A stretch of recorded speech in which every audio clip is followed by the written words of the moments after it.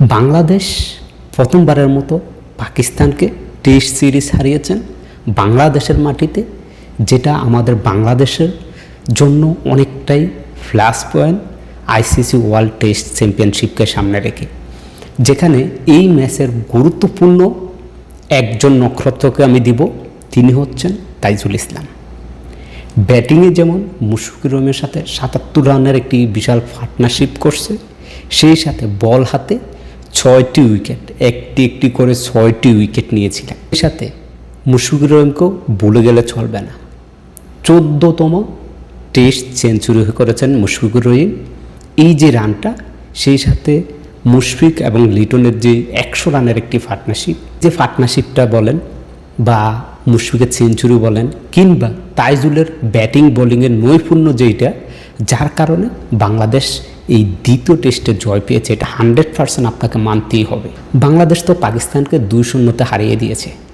এর ফলে বাংলাদেশের যেই উন্নতিটা হয়েছে, যেখানে বাংলাদেশ ৮ নম্বরে ছিল, সেখান থেকে বাংলাদেশ ১ লাফে ৫ নম্বরে চলে আসছে। স্ক্রিনে দেখতে পাচ্ছেন আইসিসি ওয়ার্ল্ড টেস্ট চ্যাম্পিয়নশিপে ২৫ থেকে ২৭-এর যেই সেশনটা, এই সেশনে বাংলাদেশ মাত্র ৪ ম্যাচ খেলে তারা ৫ নম্বরে উঠে এসেছে। আপনি যদি একটু লক্ষ্য করেন, ১ নম্বরে আছে অস্ট্রেলিয়া, তারা প্রায় ১০টি ম্যাচ খেলছে, অর্থাৎ 10টি টেস্ট ম্যাচ খেলেও তাদের পয়েন্ট ৮৭.৫০। নিউজিল্যান্ডের দেখেন ৭৭.৭৮, সাউথ আফ্রিকার দেখেন ৭৫ পয়েন্ট, শ্রীলঙ্কারও দেখেন তারও প্রায় ৬টি ম্যাচ খেলছে, যেখানে ৬৬ পয়েন্ট, ৬৭ তাদের পয়েন্ট।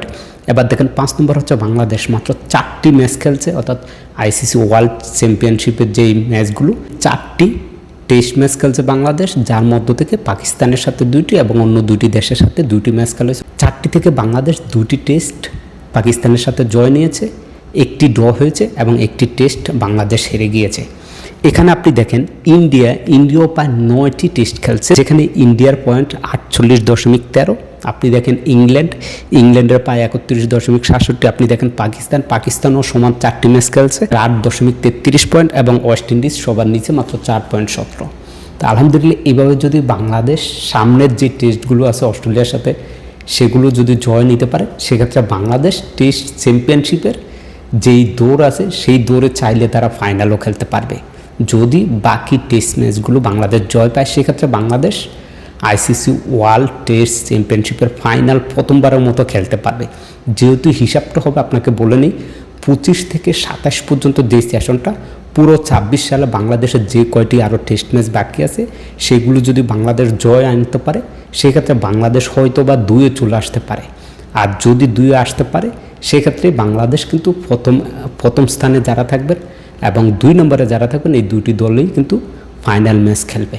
তো আশা রাখি, আমরা আশাবাদী, বাংলাদেশ কোনো না কোনো একদিন আইসিসি ওয়ার্ল্ড টেস্ট চ্যাম্পিয়নশিপের ফাইনাল খেলবে। খেলাধুলার সকল আপডেট পেতে চোখ রাখুন এসপেলে।